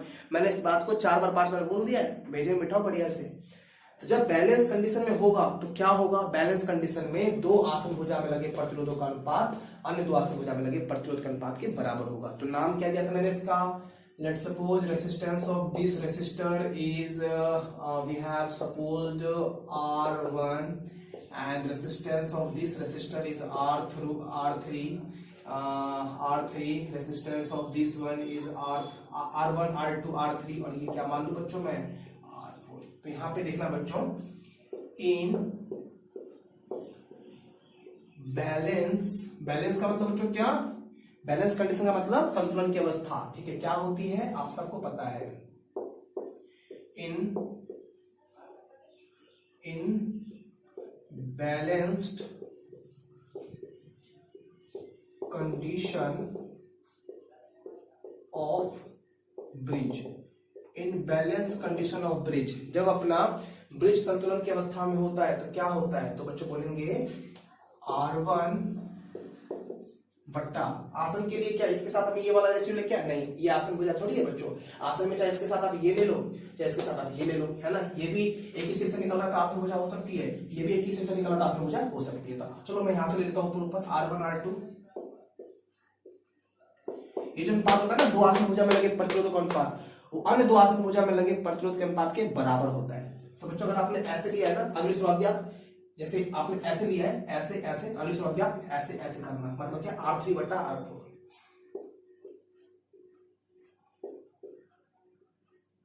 ठीक है। ये होता है बच्चों रिलेशन किनके बीच, प्रतिरोधों के बीच, कब, जब अपना heat stone bridge balance condition में होता है। कब होता है बैलेंस कंडीशन में, आप लोग जानते हो। आगे बढ़ते हैं बच्चों, इसी को मैं ऐसे ही बोल सकता हूं क्या, और, है ना, इधर से ले ले बच्चे, इधर से ले ले ऐसे करके, तो हम ऐसे ही बोल सकते हैं R1 बट्टा R3, ये भी हो सकता है ना, ये भी हो सकता है R1 बट्टा R3, तो अगला उस तरफ कर लेना पड़ेगा, तो R1 बट्टा R3 मैंने ऐसे लिया तो फिर अगला वाला ऊपर में ये आएगा R2 बट्टा क्या ही R4, ऐसे भी बोल सकते हैं। तो बच्चों दिस इज द रिलेशन, आपको पता है इन चार रेसिस्टेंस में एक अननोन रहेगा जिसकी वैल्यू हमको यहाँ पे निकालनी होती है, it's our final target here, okay. चलिए तो आप लोग लिख देंगे संतुलन की अवस्था की, आपने डेफिनेशन लिख ली, फिगर विगर सब बना रखा है आपने पहले से ही, लिखेंगे in balance condition of bridge Wheatstone सेतु की संतुलन की अवस्था में ये रिलेशन लिख देंगे, लिखो, लिख दिया होगा आप लोगों ने, ठीक है आप लोगों ने, ओके बच्चों। चलिए अब ध्यान देना बच्चों, अब अगला जो अपना कंसर्न होगा, अगला जो अपना पॉइंट होगा वो ये होगा कि सर जी हीट स्टोन ब्रिज क्या होता है, ये बात हमारी समझ में आ गई, ठीक है, क्यों बनाया था heat stone professor heat stone ने, ये भी बात हमारे समझ में आ गई बच्चों। एक मिनट रुक जाओ, हाँ कोई दिक्कत नहीं है, सब क्लियर आ रहा है, ठीक है। तो हीट स्टोन ब्रिज क्या होता है, ये बात हमारी समझ में आ गई, ठीक है। क्यों बनाया था समझ में आ गया, जिसने बनाया था वो कहाँ का था और कब बनाया था, ये बात भी हमारे दिमाग में है बच्चों। जो बनाया था हीट स्टोन ब्रिज उसके अंदर क्या क्या एलिमेंट होते हैं, 4 रेसिस्टेंस, 1 गैल्वेनोमीटर और 1 बैटरी, ये भी बात हमारे समझ में आ गई बच्चों, ठीक है। उसके बाद कितनी कंडीशंस होती है, 2 कंडीशन, बैलेंस और नॉन बैलेंस, ये बात भी हमारे दिमाग में है, मैंने पढ़ाया ना बच्चों भी, आपको सब मैंने पढ़ाया है इतनी देर में, ओके, है ना। Balance condition, heat stone bridge को हम बैलेंस कंडीशन में कब बोलते हैं, कब हीट स्टोन ब्रिज जो हमारा होता है वो संतुलन की अवस्था में होता है, ये बात भी हमारे दिमाग में आ गई। जब हीट स्टोन ब्रिज संतुलन की अवस्था में होता है तो ब्रिज के प्रतिरोधों के बीच में कुछ इस प्रकार का रिलेशन होता है, किसी भी दो आसन भुजा में लगे प्रतिरोधों का अनुपात अन्य दो आसन भुजा में लगे प्रतिरोधों के अनुपात के बराबर होता है, ये बात हमारे समझ में आ गया। अब बच्चों पॉइंट ये होगा कि ये जो रिलेशन आप देख रहे हो ना कि दो आसन भुजा में लगे प्रतिरोधों का अनुपात अन्य दो आसन भुजा में लगे प्रतिरोधों के अनुपात के बराबर होता है, ये कैसे होता है, हमने इसको लिख जरूर दिया है बट कुछ तो इसका प्रूफ होगा ना। तो बच्चों हम लोग अभी वही करने वाले हैं, हम लोग देखते हैं कि हीट स्टोन ब्रिज के संतुलन की अवस्था का जो रिलेशन होता है ना, संतुलन की अवस्था में जो प्रतिरोधों के बीच रिलेशन होता है जिसको मैंने यहाँ पे डायरेक्ट लिख दिया है, वो कैसे हम लोग प्रूव कर सकते हैं, देखते हैं बच्चों, ठीक है। तो बच्चों टॉपिक बनाना आप लोग इसको ये आपने लिख दिया होगा, है ना। अब हम बढ़ते हैं आगे, ठीक है, और फर्दर बात करते हैं हम लोग, ठीक है बच्चों। तो आप लोग को टॉपिक बनाना है, आप लोग टॉपिक बनाओ, ठीक है। हीट स्टोन सेतु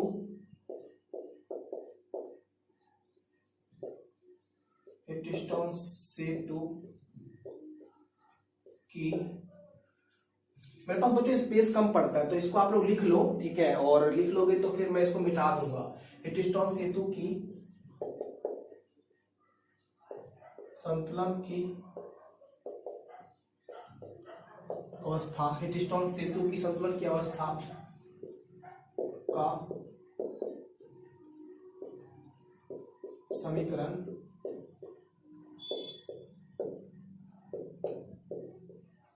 किरचॉफ के,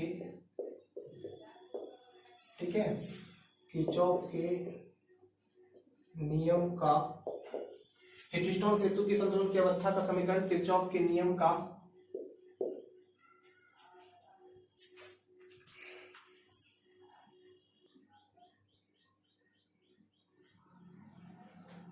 दिख रहा है बच्चों बोर्ड पर, है ना? इसको लिख दो आप लोग, ठीक है? लिख दीजिए। मैंने लिखा किरचॉफ के नियम का उपयोग करके, किरचॉफ के नियम का, एक क्वेश्चन एग्जाम में बच्चों 5 नंबर का आएगा अगर आएगा।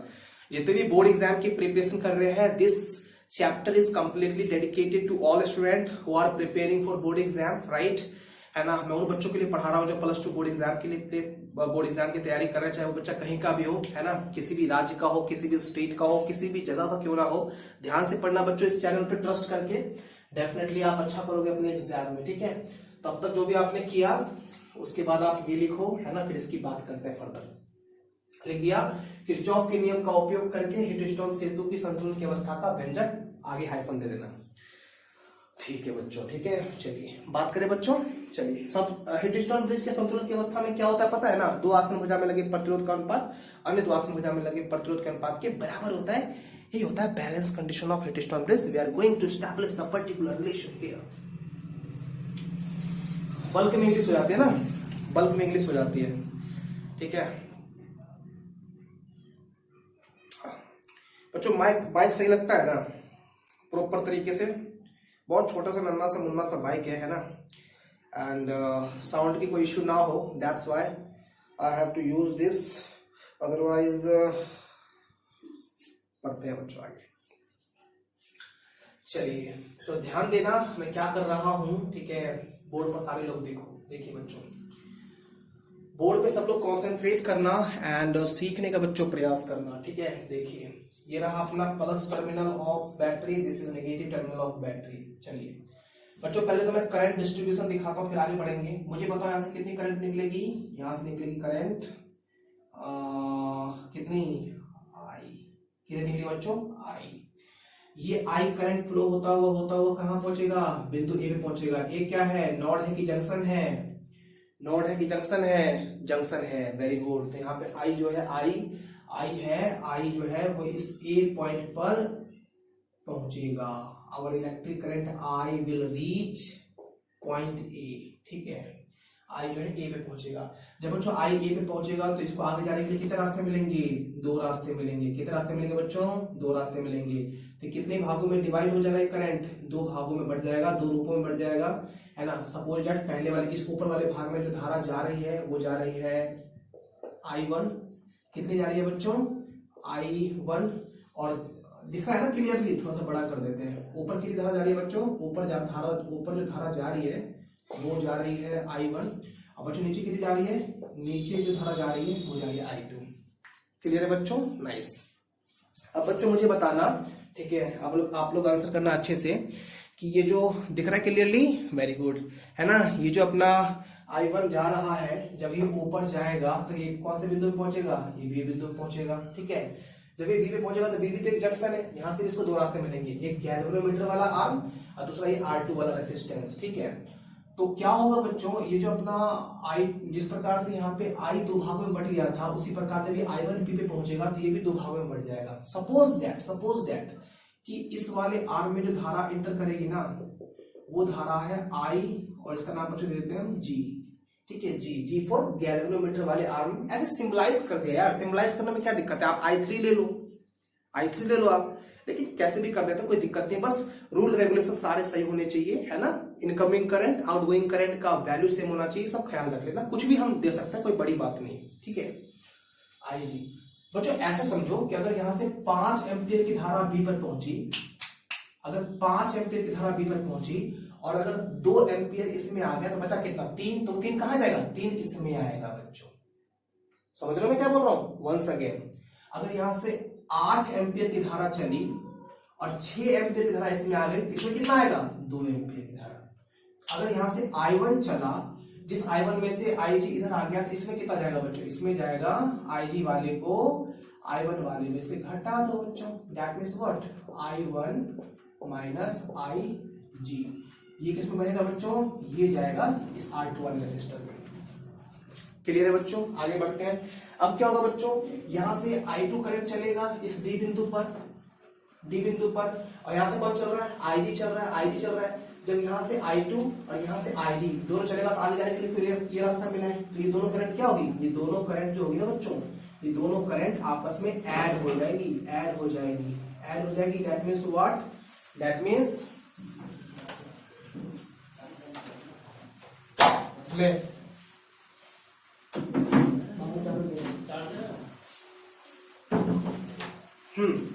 तो क्या हो गया, यहाँ से I2 और यहाँ से IG जब D पॉइंट पे जाएगा दोनों ऐड हो जाएगा। ऐड होने के बाद बच्चों क्या होगा, इसके अंदर जो करंट फ्लो करेगा वो फ्लो होगा I2 प्लस IG। क्लियर है बच्चों? मुझे एक बात बताओ, अगर यहाँ से I करंट निकला था तो यहाँ से लौट के भी तो I ही आना चाहिए, आना चाहिए ना। This is the rule of current flow, right.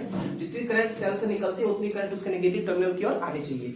अब बच्चों यहाँ पे थोड़ा देख लेना, ठीक है। और देखो यहाँ से जो I था वो कितने भागों में बटा था, I1 प्लस I2, अर्थात जब ये दोनों को हम ऐड कर देंगे तो I मिलना चाहिए। देखो यहाँ से आया I1 माइनस IG किस पॉइंट पर, C पॉइंट पर, और यहाँ से आया I2 प्लस IG। तो क्या ये करंट और ये करंट यहाँ पे ऐड हो जाएगा, जी हाँ ऐड होगा। ये करंट कितना है, I1 माइनस IG, ठीक है। ये वाला करंट कितना है, I1 माइनस IG, और यहां से ये वाला करंट कितना है बच्चों, I2 plus IG, I2 plus IG। तो मेरे प्यारे बच्चों यहाँ पे IG माइनस में, यहाँ पे IG प्लस में कैंसिल हो जाएगा, हो जाएगा। बच गया I1 प्लस I2। तो बच्चों I1 प्लस I2 को when you add then can you get here I, of course बच्चों, है ना। यही तो हुआ, I दो भागों में टूट गया, I1 प्लस I2। तो अगर इन दोनों को मैं ऐड कर दूंगा तो I ही मिलना चाहिए। यानी कि when this current reach at this particular junction C and this current reach at this particular C, then after the summation of both, what we get here, we will get here current I। Current कितना बच्चों, I4 कुछ भी नहीं, ये हो गया बच्चों कितना करंट, I। ठीक है, ठीक है बच्चों, ओके। तो बच्चों हमने कर दिया करंट डिस्ट्रीब्यूशन। अब हम स्टार्ट करते हैं इस बात को, इसका व्यंजक निकालते हैं। संतुलन की अवस्था में जो वो दो आसन भुजा में लगे प्रतिरोधों का अनुपात अन्य के बराबर होता है, कैसे होता है, ठीक है। तो तैयार हो बच्चों आप लोग। लेसन की साइज क्या हो गई, 57.19/2020। हाँ आगे बढ़े बच्चों, वेरी गुड, ठीक है। देखो बच्चों अब मैं यहाँ पे अप्लाई करूंगा किरचॉफ लॉ रूल, ऊपर में लिखा भी हुआ है, और किरचॉफ का नियम मैंने आपको पढ़ा दिया है। किरचॉफ लॉ को अप्लाई कैसे करते हैं मैंने इससे पहले वाले वीडियो में, है ना, डे 3 में आपको न्यूमेरिकल्स के थ्रू बच्चों इतने लंबे वीडियो में सिर्फ वही सिखाया था, है ना। तो यहाँ मैं अप्लाई करूंगा। आपको पता है ना कि धारा और प्रतिरोध का गुणनफल करते हुए चलते हैं, विद्युत भागफल का मान देता है, ठीक है। विद्युत भागफल किस में होता है, सेल में होता है, ठीक है। तो यहाँ पे क्या करेंगे, यहाँ पे हम दो लूप बनाएंगे। देखो आपको दो लूप दिख रहा होगा, A B D A, दिख रहा है, A B D A। एक लूप तो आपको ये दिख रहा होगा, और दूसरा लूप आपको दिख रहा होगा B C D B, है ना, B C D B। ये दो लूप आपको दिख रहे होंगे, ठीक है। तो मैं क्या करूंगा, बारी बारी से दोनों लूप ले लूंगा और फिर इसके अंदर मैं किरचॉफ का नियम, किरचॉफ का वोल्टेज रूल, बंद लूप का नियम लगाऊंगा। तो आप देखो यहाँ पे, है ना, हम बोलेंगे, इसको मैं थोड़ा कवर कर देता हूं ताकि फिगर थोड़ा अलग ही रहे, ठीक है। देखना यहाँ पे हेयर, ठीक है, मिटाता हूं ऊपर वाले को, मुझे स्पेस कहीं कम पड़ जाए फिर दिक्कत होगी, इसको मैं मिटा देता हूं मैं, ठीक है। आपने लिख दिया होगा, देखो हेयर इन लूप, दिख रहा है, in loop A B D A, in loop A B D A, in loop A B D A। अच्छा किस लूप में, किस लूप में, loop A B D A में, है ना, loop A B D A में क्या लगाना है बच्चों, हम लगाएंगे किरचॉफ वोल्टेज लॉ। तो हम बोलेंगे apply KVL, Kirchhoff voltage law. बच्चों लगा देंगे। मुझे एक बात बताओ, यहाँ पे क्लॉक, इस लूप के अंदर क्लॉकवाइज डायरेक्शन लेना सही होगा कि एंटी क्लॉक। देखो किरचॉफ रूल को कैसे अप्लाई करते हैं, अगर जिसने नहीं पढ़ा डायरेक्ट इस वीडियो पे आ चुका है, तो मेरे प्यारे बच्चों इससे पहले मैंने किरचॉफ का नियम भी पढ़ा रखा है, और किरचॉफ नियम पे मैंने कुछ न्यूमेरिकल्स भी करवाया था। तो उन दोनों वीडियो को अगर आप देख के आओगे ना, तो यहाँ पे आपको कोई डाउट आएगा नहीं, ठीक है। चलिए यहाँ पे मुझे बताओ कौन सा डायरेक्शन लूप। देखो अगर बच्चों मैं क्लॉक लेता हूँ ना, क्लॉक ऐसे होता है, ऐसे, तो क्लॉक लेता हूं तो ये क्लॉक जा रही है ना, क्लॉक ऐसे नहीं जाता है बच्चों, ऐसे जाता है क्लॉक, तो ये क्लॉक जा रहा है, कोई दिक्कत नहीं है। ये भी क्लॉक जा रहा है, कोई दिक्कत नहीं है। बट बच्चों यहां से क्या होगा, ये करंट नीचे आ रहा है ना, और क्लॉक के अनुसार ऊपर जाना चाहिए, यहाँ पे कंट्राडिक्शन हो जाएगा। और आपको पता है जहां पे कंट्राडिक्शन होता है वहां पे माइनस साइन लेते हैं। तो यहाँ पे 3 पार्ट है, 1, 2 और 3। कंट्राडिक्शन कितने में हुआ, 1 में हुआ। अब आप यहाँ पे एक बार एंटी क्लॉक लेके चेक करो। जब बच्चों आप एंटी क्लॉक लेके देखोगे तो एंटी क्लॉक ही जा रहा है, सही बात है। यहां जाओगे तो करंट तो ऊपर जाना चाहिए, बट यहाँ नीचे आ रहा है, कंट्राडिक्शन यहाँ भी हो जाएगा। यहां आओगे नीचे जाना चाहिए, बट ऐसे जा रहा है, कंट्राडिक्शन यहाँ भी हो जाएगा। ध्यान से लेसन को सुनो, ध्यान से मैं क्या बोल रहा हूं। तो यहाँ पे 2 बार कंट्राडिक्शन हो जाएगा। तो हम चाहेंगे कि कंट्राडिक्शन कम से कम हो। तो मुझे बताओ क्लॉक लू कि एंटी क्लॉक लू? क्लॉक लूंगा बच्चों। तो यहाँ पे क्या करूंगा, मैं ले लूंगा क्लॉक वाइज डायरेक्शन। ठीक है, let's suppose we have assume here clock wise direction. ठीक है, क्लॉक वाइज डायरेक्शन। तो बच्चों ए से स्टार्ट करते हैं, क्या लिया मैंने, ए बी डी ए है ना, ए बी डी ए से स्टार्ट करो। बताओ इस वाले भाग में धारा कितनी, I1। तो लिख लेता हूं मैं यहाँ पे, है ना, लिख लेता हूं मैं यहाँ पे कितना बच्चों, कितना I1। इस वाले भाग में प्रतिरोध कितना, R1। तो लिख दिया मैंने कितना बच्चों, R1। Very good. अब यहाँ से आगे बढ़ूंगा, इस वाले में आओ, आगे नहीं जाना क्योंकि लूप हमारा क्या है, ए बी डी ए। इसमें धारा कितनी, IG। तो बच्चों यहाँ पे कोई कंट्राडिक्शन नहीं हो रहा ना, तो क्या लिखेंगे बताओ, IG। तो मैं बोल दूंगा यहाँ पे IG। बच्चों इसमें प्रतिरोध कितना है, याद रखना गैल्वेनोमीटर में भी कुछ प्रतिरोध होता है, किसी न किसी मटेरियल का बना होगा ना, इसमें भी कुछ प्रतिरोध होगा। ये जैसे ये प्रतिरोध आपको क्लियर दिख रहा है, R1 R2 R3 R4। इस वाले में भी कुछ प्रतिरोध होता है, और इसमें गैल्वेनोमीटर के अंदर का जो प्रतिरोध होगा ना, उसको आप कैपिटल G ले लेना। ठीक है, कैपिटल G ले लेना, कैपिटल G। इसके अंदर का जो प्रतिरोध होगा, let's suppose that is capital G। तो IG current of this arm, और इसमें प्रतिरोध कितना लेना है, G। कैपिटल G हमने ले लिया। क्लियर दिख रहा है? ठीक है, ओके। अब बच्चों ये वाला हो गया। अब यहां पे चलते हैं। मुझे बताओ जब यहां पे आऊंगा तो धारा तो ऊपर जानी चाहिए, बट आ रही नीचे, तो क्या हो गया, कंट्राडिक्शन हो गया।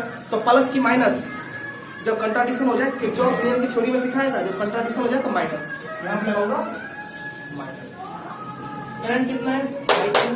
तो करंट हो जाएगा बच्चों यहाँ पे I2। इसमें धारा कितनी है, धारा है बच्चों इसमें, धारा तो I2 हो गया। रेजिस्टेंस कितना है, R3 है ना, R3। और बच्चों राउंड पूरा हो गया है ना, यहां तक हम आ गए। अब मुझे बताओ कि इसमें कोई सेल है क्या, कोई सेल नहीं है बच्चों। अगर इसमें कोई सेल नहीं है तो कोई विद्युत भागबल भी नहीं होगा, है ना। एक राउंड पूरा हो गया, अब आगे तो जाना नहीं है ना, इतना तक लेना था, है ना। अगर कोई सेल होता तो हम EMF लिखते, सेल है ही नहीं, तो EMF कितना हो जाएगा, 0। ठीक है बच्चों, EMF कितना हो जाएगा, 0। Very nice. आगे बढ़ता हूं बच्चों, ठीक है, देखना।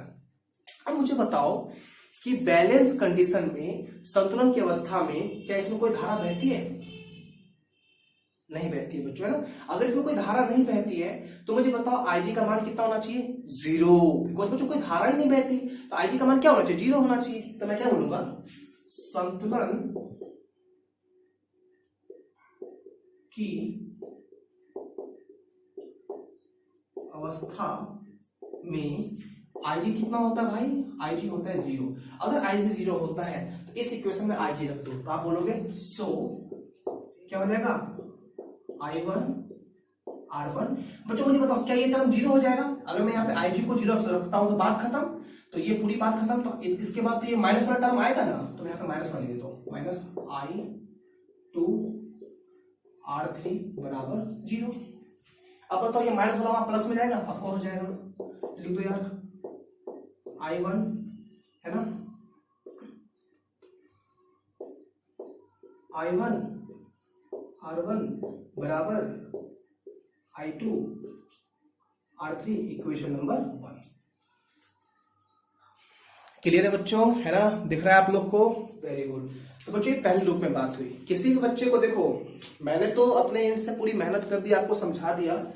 अब अगर आप लोग सीरियसली नहीं पढ़ रहे, है ना, रेगुलर क्लास नहीं कर रहे हो, तो मुझे आपसे कोई मतलब नहीं है, कोई मतलब नहीं है बच्चों, है ना, कोई मतलब नहीं है।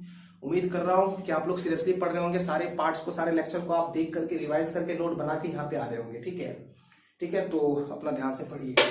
आगे बढ़ता हूँ बच्चों, अगला लूप लेता हूँ। इस वाले लूप में बात हो गई ना, इस वाले लूप में बात करते हैं। अब सोचो यहाँ पे क्लॉकवाइज करेगा कि एंटी क्लॉक, हम चाहेंगे कि कंट्राडिक्शन कम से कम हो। एक बार क्लॉकवाइज लेके देखते हैं। क्लॉक तो बच्चों ऐसे होता है, ठीक है, क्लॉक में धारा कैसे जाती है, ऐसे जाएगी। एंटी क्लॉक में कैसे, एंटी क्लॉक में ऐसे जाएगी, तो क्लॉक में कैसे, ऐसे। तो क्लॉक लिख दो ये, यानी कि नीचे बात सही है। फिर ऐसे नहीं यार, ये तो ऊपर जा रहा है, कंट्राडिक्शन हो जाएगा। फिर ऐसे नहीं यार, ये भी नीचे आ रहा है, कंट्राडिक्शन हो जाएगा। यानी कि 2 बार कंट्राडिक्शन हो गया। इसका मतलब यहाँ क्लॉक नहीं, हालांकि क्लॉक भी ले लोगे तो जहां जहां कंट्राडिक्शन होगा वहां वहां माइनस लगा देना, कोई बड़ी बात नहीं है। लेकिन ज्यादा माइनस क्यों लगाओगे बच्चों, पहले ही सही से चलो, ठीक है। तो यहाँ पे क्या ले लेते हैं, यहाँ पे एंटी क्लॉक ले लेते हैं। लेके देखो, तो we will take anti clockwise direction here, ठीक है। तो एंटी क्लॉक में बच्चों ऐसे ना, तो चलिए कहां से स्टार्ट करें, यहां से स्टार्ट कर देते हैं, इस तरीके से, ठीक है, इस तरीके से। तो बोलो किसमें, अगेन इन लूप का नाम बताओ क्या, बी डी सी बी। तो in loop B D C B, once again वही किरचॉफ का वोल्टेज लॉ अप्लाई कर रहा हूं मैं, ठीक है। तो वोल्टेज लॉ अप्लाई करूंगा तो क्या लिखूंगा बच्चों, B D C B. Anti clock लिया है ना, एंटी क्लॉक में धारा ऐसी जाती है, तो कोई दिक्कत नहीं है। बताओ कितना, आई जी, तो मैंने लिख दिया भाई यहाँ पे आई जी। इसका रेसिस्टेंस कितना लिया था ऊपर मैंने, जी, ठीक है। यहां से अब बच्चों यहां पढ़ते हैं, कोई दिक्कत नहीं है, कोई कंट्राडिक्शन नहीं है ना। बताओ प्लस की माइनस, कोई कंट्राडिक्शन नहीं है, प्लस। तो यहां लिख दूंगा मैं प्लस। धारा कितनी, I2 प्लस IG, तो लिख दूंगा मैं धारा I2 प्लस IG। और रेसिस्टेंस क्या इस वाले पार्ट में, R4, तो लिख दूंगा मैं यार ये रेसिस्टेंस हो गया R4, ठीक है ना बच्चों, वेरी गुड। अब बच्चों जब यहां से जाएंगे इस वाले में, तो यहां देखो क्या यहाँ पे कंट्राडिक्शन हो रहा है, यस, ये वाली करंट नीचे आना चाह रही है, यहाँ कंट्राडिक्शन हो रहा है, तो प्लस की माइनस, तो माइनस, ठीक है। इसमें करंट कितना है, I1 माइनस IG। और बच्चों रेसिस्टेंस क्या है इस वाले में, R2। तो बच्चों यहां से स्टार्ट किया था, घूम के यहीं पे आ गए, 1 चक्कर पूरा। अब बताओ इसमें कोई सेल बैटरी है क्या, सेल नीचे है यार, लूप के अंदर कोई सेल बैटरी नहीं है। तो 1 सेकंड पहले की तरह क्या, 0। क्लियर है बच्चों, कितने लोगों को यहां तक पूरा समझ आ गया, वही से हाथ खड़ा करो, मैं देख रहा हूं आपको। चलो बच्चों, ओके, जैसे मैंने यहां पे संतुलन की अवस्था लगाया, यहां भी लगा देते हैं, ठीक है। देखो संतुलन की अवस्था में स्पेस, तो बच्चों प्रॉब्लम यही रहती है यहाँ पे कि स्पेस का बहुत बड़ा इशू हो जाता है यार, ठीक है, कोई नहीं। संतुलन की अवस्था में क्या चीज 0 होता है बच्चों, संतुलन की अवस्था में भाई IG जो होता है ना वो 0 होता है। तो अब क्या करेंगे बच्चों, ऊपर वाली लाइन में जहां जहां IG है ना वहां 0 कर देंगे। तो मुझे बताओ सोच के, अगर यहाँ पे IG को 0 करूंगा तो ये पूरा टर्म खत्म, 0 गुना समथिंग खत्म। तो फिर इस बात का तो कोई मतलब है ही नहीं फिर, है ना, इसको छोड़ दो। जब यहाँ पे IG 0 करूंगा तो IG 0, तो 5 प्लस समथिंग कुछ भी, I2 प्लस 0 बराबर क्या, I2 रह जाएगा ना, IG 0 तो ये हट जाएगा, तो बस I2 रह जाएगा। तो क्या हो जाएगा, I2 इंटू R4, IG खत्म, I2 बच जाएगा, I2 ही R4 से मल्टीप्लाई होगा, तो I2 इंटू R4, क्योंकि IG बच्चों 0 हो जाएगा कब, संतुलन की अवस्था में, बैलेंस कंडीशन में। फिर माइनस, यहाँ IG फिर से 0, तो I1 में से 0 घटाएंगे कोई मतलब नहीं, I1 ही रहेगा, I1 इंटू R2 बराबर 0। तो बच्चों इस हिसाब से यहाँ पे टर्म क्या आ जाएगा, यहाँ पे टर्म हो जाएगा I2 इंटू वाट, इंटू R4 माइनस वाट, माइनस I1, और ये खत्म कितना, R2 बराबर वाट, 0। I hope this point is clear now. आपको पूरा बढ़िया तरीके से दिख रहा होगा, कुछ कट नहीं रहा है, सब कुछ ठीक ठाक आ रहा है, ठीक है। ओके बच्चों, जैसे आपने इस टर्म को वहां पे कर दिया, वैसे आप इस टर्म को वहां पे कर दोगे। तो where is the space where I can write further, चलो यहाँ पे यूज करते हैं। काफी इंपॉर्टेंट पार्ट बच्चों आप पढ़ रहे हो, सो सिंपली मत लेना, थोड़ा ध्यान से पढ़ना, ठीक है। साइड में आ जाएगा बढ़िया से, ओके। तो बच्चों इसके बाद की चीजें मैं आगे लिख रहा हूं। अब ये माइनस वाला क्या प्लस में चला जाएगा, तो करते हैं I2 R4 और I2 R4, माइनस वाला वहां चला गया प्लस में, क्या रहेगा बताओ, तो ऊपर करके लिख देते हैं, और I2 R4 बराबर ये वाला माइनस वाला वहां प्लस में, क्या होगा बताओ, I1 R2। इसको मान लो बच्चों समीकरण नंबर सेकेंड। दिख रहा है वहां पे कॉर्नर कॉर्नर पर मैंने लिखा है समीकरण नंबर सेकेंड। ठीक है बच्चों, है ना। या ऐसे कर दो ना, इसको जो आप लिख रहे हो I1 को जैसे ऐसे कर दो, बताता हूं मैं, एक मिनट। ऐसा फॉर्म लाने के लिए कर रहे हैं बच्चों। देखो I1 माइनस R2 उधर जाएगा तो क्या हो जाएगा, I1 R ऐसा हो जाएगा ना, ऐसा हो जाएगा जैसे मैंने यहाँ पे लिखा था, ऐसा हो जाएगा I2 R4, और जब उधर जाएगा तो I1 R2 ऐसे आएगा। तो मैं इसको ऐसे लिख दूं क्या, और है ना ऐसे I1 R4, ठीक है, I1 R4 बराबर I2 R2 है ना यार, I1 R2, ठीक है, और I2 R4, I2। देखो आप सही है क्या, ऐसे लिख देते हैं, ऐसा दिया रहेगा बच्चों। इक्वेशन नंबर क्या मान लो इसको मैं, इक्वेशन नंबर 2। ठीक है बच्चों, कोई दिक्कत वाली बात नहीं है यार। ठीक है, ये माइनस वाला वहां प्लस में चला जाएगा तो ये दोनों टर्म तो बराबर होंगे ना, ये वाला टर्म ये वाला टर्म बराबर होगा, तो ही लिखा मैंने I1 R2 बराबर होना चाहिए I2 R4 के, समीकरण नंबर 2। बच्चों यहां तक समझ में आ गया क्या, वेरी नाइस। अब देखो बच्चों, दो इक्वेशन है, इक्वेशन फर्स्ट, इक्वेशन सेकेंड। अब क्या करूंगा मैं, फर्स्ट और सेकेंड को मैं डिवाइड कर दे रहा हूं, तो मैं क्या बोलूंगा, नाउ, ठीक है, equation first divided with equation number 2। बच्चों कैसे डिवाइड करेंगे, लेफ्ट को लेफ्ट में, राइट को राइट में, है ना, लेफ्ट वाला लेफ्ट में, राइट वाला राइट में। तो लेफ्ट ये रहा, तो लिखो इसको, फर्स्ट वाला पहले I1 R1, ये फर्स्ट का लिख दिया मैंने। अब सेकेंड का लेफ्ट लिखो, ये रहा, बट्टा में डिवाइड करना है, I1 R2 बराबर, अब फर्स्ट का राइट उस तरफ वाला क्या, I2 R3, सेकेंड का राइट दिख रहा है आपको, I2 R4, है ना।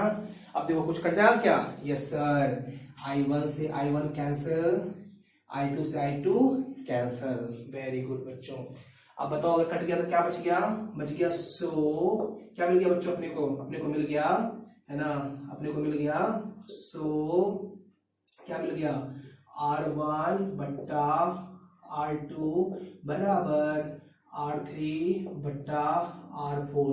और यही क्या था बच्चों, यही था अपना balance condition of heat stone bridge. यही तो बात कर रहा था मैं स्टार्टिंग में, कि जब अपना heat stone bridge balance condition में होगा, जब गैल्वेनोमीटर वाले आर्म में कोई धारा नहीं बहेगी, तो दो आसन भुजा में लगे प्रतिरोधों का अनुपात अन्य दो आसन भुजा में लगे प्रतिरोध के अनुपात के बराबर होगा, अर्थात R1 बट्टा R2 बराबर R3 बट्टा R4। वेरी नाइस बच्चों, तो दिस इज द प्रूफ। मैं यहां पर लिख देता हूं प्रूफ, कोई दिक्कत नहीं है। ठीक है, आप लोग इसको अच्छे से एक बार देख लो, मैं बोर्ड पर से हट जाता हूं, है ना। बढ़िया से मिलाइए कहां कहां क्या क्या चीजें कैसे कैसे हैं, है ना, ताकि आपको कोई डाउट ना रहे, एंड फिर हम लोग आगे बढ़ सके। बच्चों इसको और कैसे लिख सकते हैं पता है ना, इसी को हम और ऐसे लिख सकते हैं, जैसे आपको पता है कि R2 बट्टा वाला हम वहां ले जाए, R3 को उतार दे नीचे, है ना, ऐसे भी, और ऐसे भी इसको हम बोल सकते हैं, R1 लिख के, है ना, R1 लिख के, आखिर को कैसे लिया मैंने, R1 R2, तो फिर यहां से R3 R4, या मैं ऐसे भी कर सकता हूं, ऐसे लिख सकता हूं, R1 R3 तो बराबर R2 R4, R1 R3 तो बराबर में R2 R4, वो यहीं से आ जाएगा। देखो R2 को ऊपर कर देंगे, R3 को नीचे ले आएंगे, तो R1 यहाँ पे रहेगा, R3 जब यहाँ पे आ जाएगा तो R3, और ये वाला उसकी जगह पे चला जाएगा, तो R2 और R4 अपनी जगह पे रहेगा। हम ऐसे भी बोल सकते हैं, ठीक है। तो वेरी गुड बच्चों, ये था अपना हीट स्टोन ब्रिज का क्लास। ठीक है, हीट स्टोन ब्रिज आपको उम्मीद कर रहा हूं कि पूरा समझ में आ गया है। जितना भी पॉइंट मैंने आपको हीट स्टोन ब्रिज में समझाया, कहीं भी आपको कोई डाउट नहीं रह गया बच्चों, है ना। उम्मीद कर रहा हूं कि हीट स्टोन ब्रिज क्या होता है। ठीक है, हीट स्टोन ब्रिज किसने बनाया था, हीट स्टोन ब्रिज उसने क्यों बनाया था, है ना, कब बनाया था, हीट स्टोन ब्रिज की कितनी स्टेज होती है, कितनी कंडीशन होती है। दो कंडीशन होती है बच्चों, balance condition, non balance condition. ठीक है, बैलेंस कंडीशन कब होता है, कब हमारा जो ब्रिज है वो संतुलन की अवस्था में माना जाता है। तो मैंने बताया कि जब गैल्वेनोमीटर वाले आर्म में किसी प्रकार की कोई धारा का प्रवाह नहीं होता है, तो उस टाइम पर जो अपना हिटस्टोन ब्रिज है वो संतुलन की अवस्था में माना जाता है। जब हिटस्टोन ब्रिज बच्चों संतुलन की अवस्था में होता है तो क्या होता है, किसी भी दो आसन्न भुजा में लगे प्रतिरोध का अनुपात अन्य दो आसन्न भुजा में लगे प्रतिरोध के अनुपात के बराबर होता है। ये बात हम कैसे प्रूव कर सकते हैं, तो हम ऐसे प्रूव कर सकते हैं। क्लियर है? ओके बच्चों, आपको पता है ना 4 में से 3 का मान गिवन रहेगा और 1 का मान अननोन रहेगा, तो हम यहां से निकाल देंगे कोई भी एक। जैसे आपको पता है ना इस 4 में से कोई भी एक मतलब गिवन नहीं रहेगा तो हम तो निकाल ही देंगे ना, कोई दिक्कत वाली बात नहीं। क्रॉस मल्टीप्लीकेशन जो भी मेथड होता है अपने पास मैथ्स में, ठीक है। तो बच्चों आज की क्लास में सिर्फ इतना ही रखते हैं, ठीक है। अगली क्लास में मैं आपको सिखाऊंगा नॉन बैलेंस कंडीशन और संतुलन की अवस्था हिटस्टोन ब्रिज की। उससे पहले मैं क्या करूंगा, मैं हिटस्टोन ब्रिज की जो मैंने भी आपको बैलेंस कंडीशन पढ़ाया है इस पे आपको 3, 4, 5 जो भी बढ़िया बढ़िया न्यूमेरिकल्स होते हैं वो करवाऊंगा, ठीक है। उसके बाद मैं आपको पढ़ाऊंगा बच्चों non balance condition of हिटस्टोन bridge. Clear है बच्चों? तो numericals based on balance condition and non balance condition of bridge ये पढ़ेंगे हम लोग डे 5 में सिंपल सर्किट के। तब तक के लिए thank you so much, bye bye.